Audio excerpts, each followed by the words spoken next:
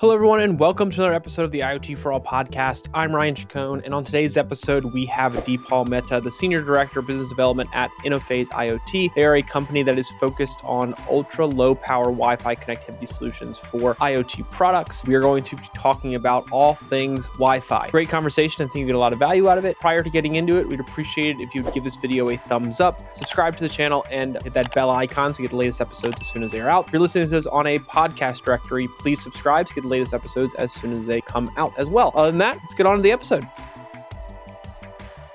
Welcome, Deepal, to the IoT For All podcast. Thanks for being here this week. Thank you. Thank you.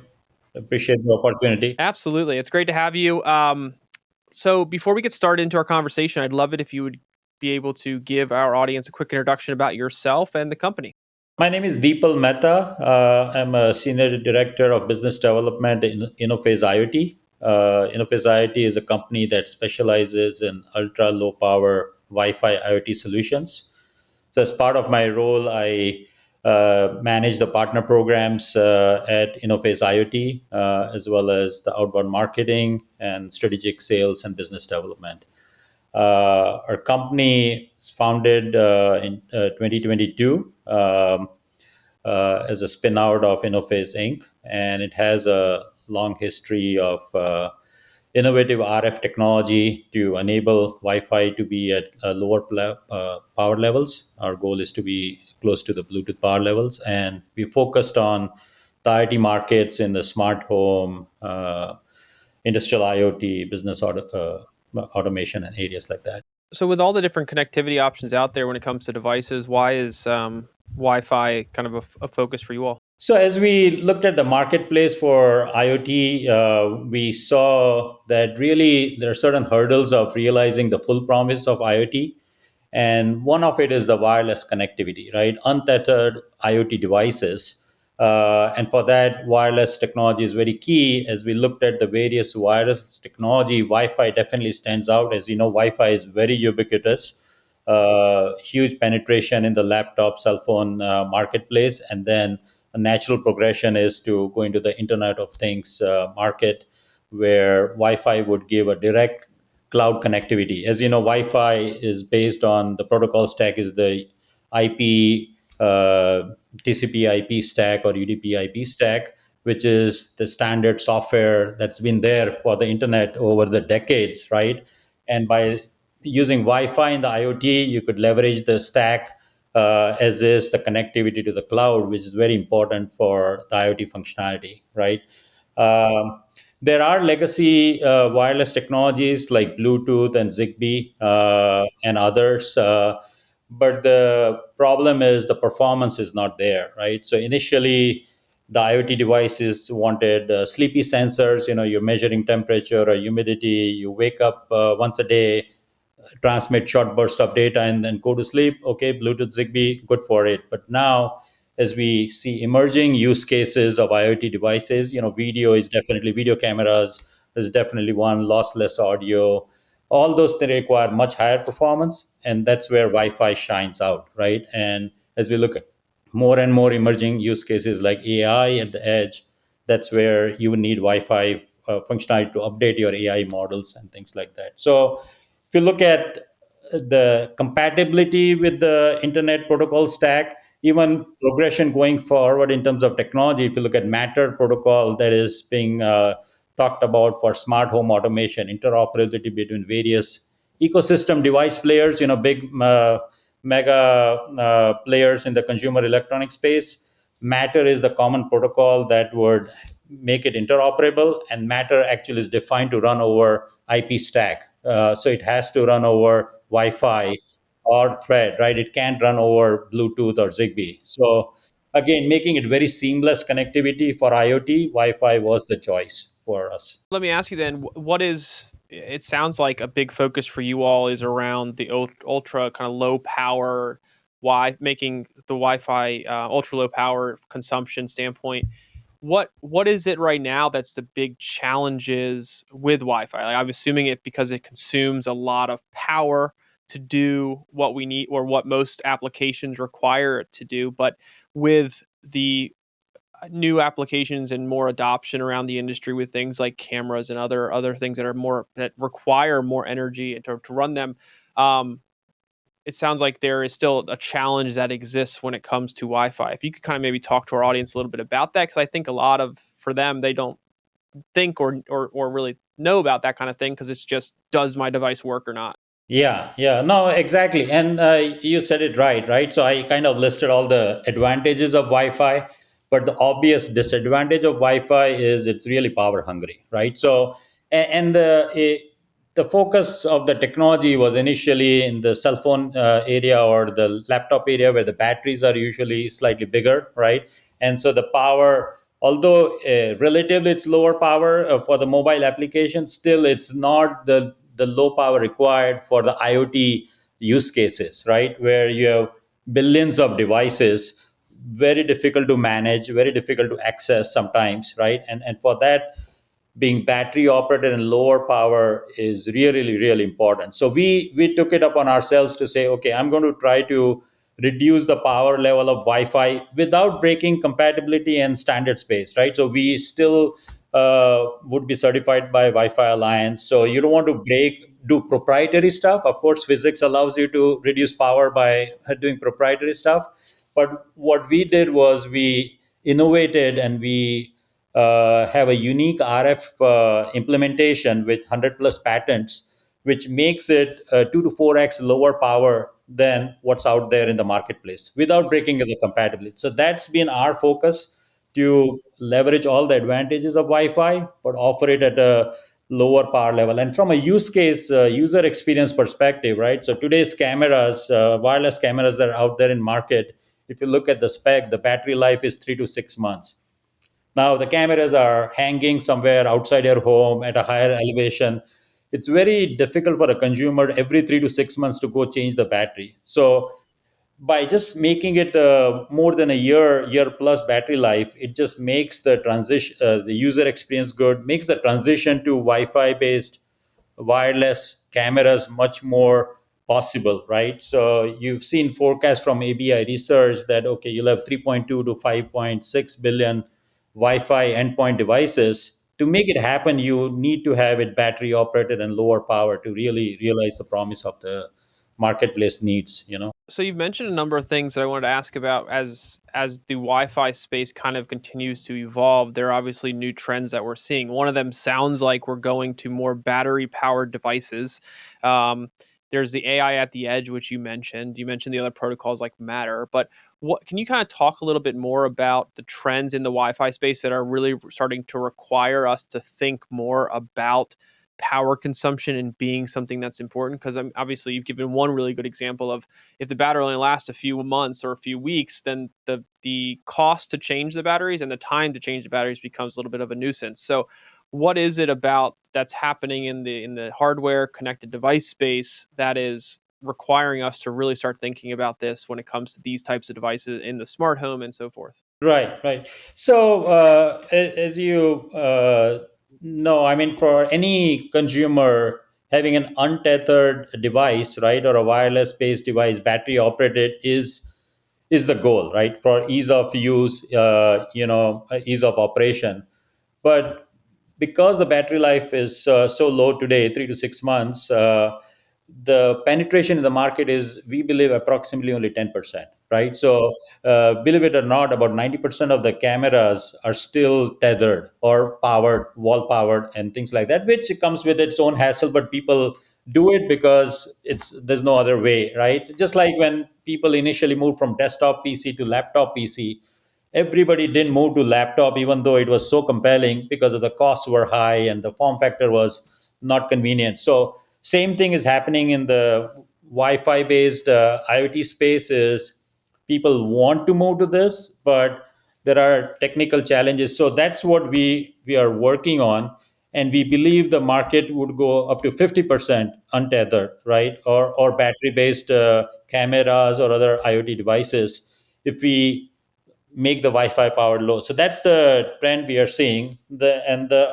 other trend we are seeing is AI, right? So initially, as I said, you had sensors or IoT devices that would send some data to the cloud, The cloud would do all the AI analysis and predictive maintenance or vision analytics or whatever the use case, send the data back to the consumer. But that is a lot of latency, right? Now, the ideal thing is to do AI at the edge, but AI, as you know, is a very compute hungry and power hungry problem statement, which drains a lot of battery life. So, by us doing a very low Wi Fi, which is a huge component of battery consumption, consumers can have AI features added on without doing a trade off of battery life, right? So, we allow AI features at the end but still maintaining a 1+ year battery life, right? So that's kind of the trend, that you don't have to do the trade-offs that you had to do while moving to battery powered Wi-Fi. And the last thing, as you said, the Matter protocol is the key. And a lot of the Wi-Fi protocol based devices would be leveraging it, because Matter runs over TCP/IP, which is the bottom layer is Wi-Fi. um, so that's kind of the things. Now, in terms of the cloud connectivity, which is what the new IoT applications need, if you are based on Bluetooth or Zigbee, then you needed some connectivity box, right? Which would translate your Bluetooth to Wi-Fi. Then the Wi-Fi will talk to the access point and to the cloud. By offering Wi-Fi directly to the sensor or the IoT device at the edge, they can directly connect to access point in the home, if you're talking about home smart home based IoT devices, or in an enterprise use case or a building or things like that. So that allows you to not have the connected device. Now, if you need to do connectivity device, then our device would work for that also, because we do offer a single chip Bluetooth Wi-Fi combo. That's the other thing we did for ease of use, so that it can directly connect to the legacy Bluetooth devices in the network, right? So those are some of the trends that I see. Fantastic. What about when it comes to kind of just the evolution of other technologies outside of just, let's say, Wi-Fi, that are enabling these battery operated IoT devices to last longer when it comes to that battery life? Because I imagine, I mean, we've seen that just over the years, battery life has improved with many different kinds of use cases. But what are you seeing outside of just the advancements in Wi-Fi, but also the fundamental technological breakthroughs that are happening in the industry as a whole that are really enabling and making this possible? One of the things, as you might have heard, is energy harvesting. And a lot of the Wi-Fi cameras I've seen nowadays come with a small solar panel on top of it.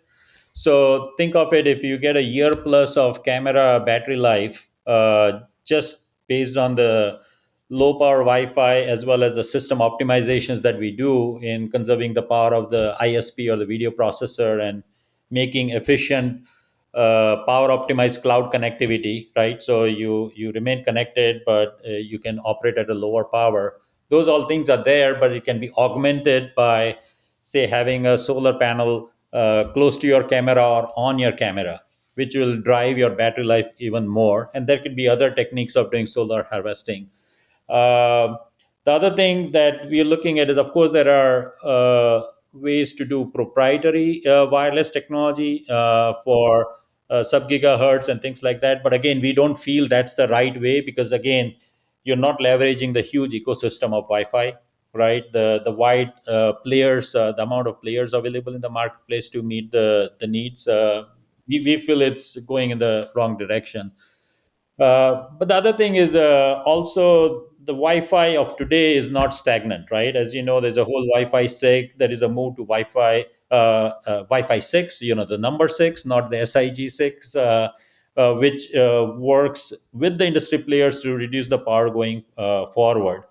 What we've done is implemented a lot of the power management techniques today, so you don't have to wait for Wi-Fi 6 to achieve the low power, right? So there are a lot of other wireless technologies to do it, but we feel that optimizing the Wi-Fi standards based and augmenting the solution through system level technologies, power management, is the way to go. One of the last questions I want to ask you before we wrap up here is, when I if for our audience who's listening to this and trying to really grasp what is required or what they need to be thinking about when it comes to deploying a Wi-Fi battery-based IoT product.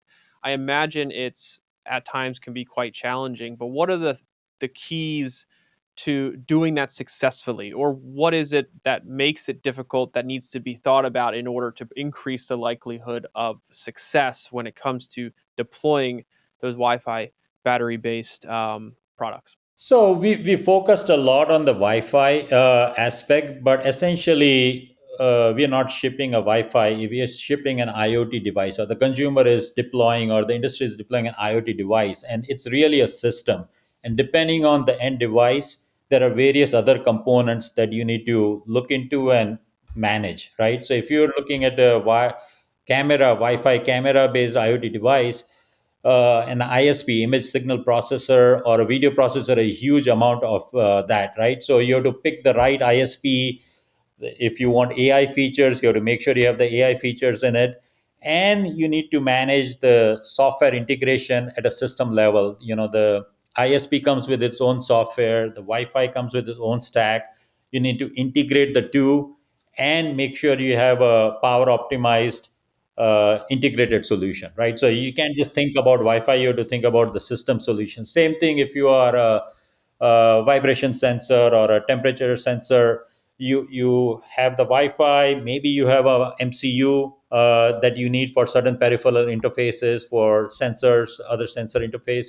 You need to make sure you pick the right MCU, or in our case, we have integrated ARM controller also in our Wi-Fi solution. So you could do a single chip, or you may need a two chip, and so you need to think about that. So software integration, selecting the right components, and then making sure the solution is cloud connected, right? So maybe you have a private cloud, so you need to develop software for the cloud side also. It's not just the device, because you need an end-to-end use case that the consumer or the person will be looking for, right? The industry would be looking for. So those are some of the things that you need to look at for the end solution. And then again, the interoperability with the other devices is also very key. Perfect. So the last thing I wanted to ask you is, so going forward now in this space, how does Wi-Fi continue to kind of lead going forward? Like, obviously, we're talking about some challenges here. We're talking about bringing the power consumption down, which is a challenge. But as this space continues to evolve, will Wi-Fi kind of remain as the leader in this area, or what do you think will happen, or what is required to happen in order for that for Wi-Fi to stay kind of the front of the pack? So, as you and I guess we're focusing today on the IoT space. So, I'm looking at where does Wi-Fi grow from now in the IoT space, right? So, as I said, there's move to Wi-Fi 6 from today, which would focus on some of the lower power features, but also from a Wi-Fi perspective, there's multi-band, right? So, Wi-Fi is not a single band technology. So, you can have Wi-Fi at 2.4, you can have Wi-Fi at 5